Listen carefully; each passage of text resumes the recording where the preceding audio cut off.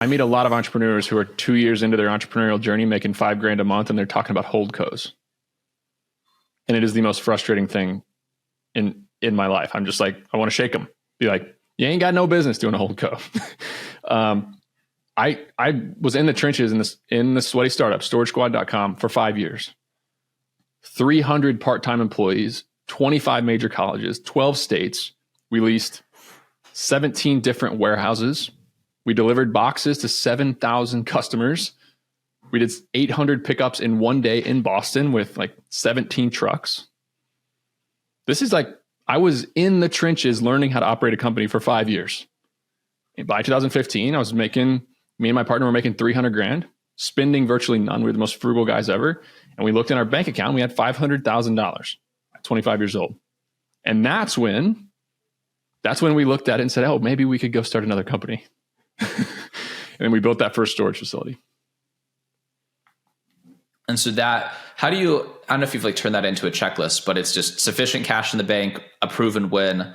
Yeah, three things. The three things, and talk about these three skills in the book that you need to operate at a high level. It's a network.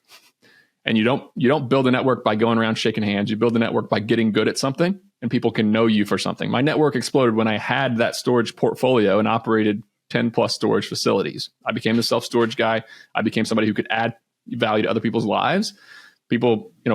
Then people needed me. And that's when my network started to grow. Then you need cash. No cash, sorry, business is really, really hard when you got no cash. So that's the second one. And the third one is operational chops. If you don't know how to operate, if you don't know how to hire, if you don't know how to manage, business is really hard.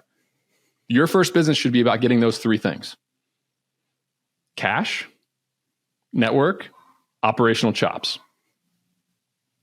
Then go and do your holdco and dabble. But I'm very, very thankful that I did have the courage and distraction to start and build that storage facility when we could have just said, oh, we're going to focus on our one business, one product for $1 million a month, because we made...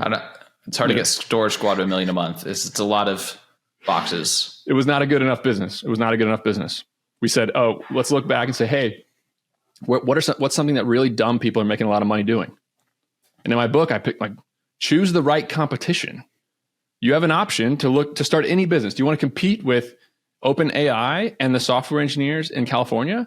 Or do you want to compete with the guy down your street who has a fax machine sitting on his desk, but also has a private jet sitting at the Athens airport?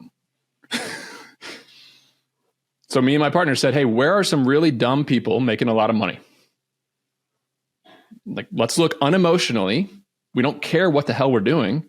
Where are a lot of normal people making a lot of money? And we found out real quick that real estate was that business. Self-storage, they were not answering the phones. They were sitting people in an office. It was 2015. They had people in an office at every storage facility. Still, a lot of them have that. They didn't have a website. They didn't do digital marketing. Their units were full. They were underpriced. We said, oh, shit. I think we can do this just a little bit better. And all we got to do is just a little bit better, or frankly, do it the same as they do it. And we're going to get rich if we do this long enough. And fast forward 4 years, we did a refinance on that first deal. And my partner and I cleared 7 figures each on no stress at all, right into our bank account. We're like, okay, we're selling Storage Squad, and this is what we're doing now.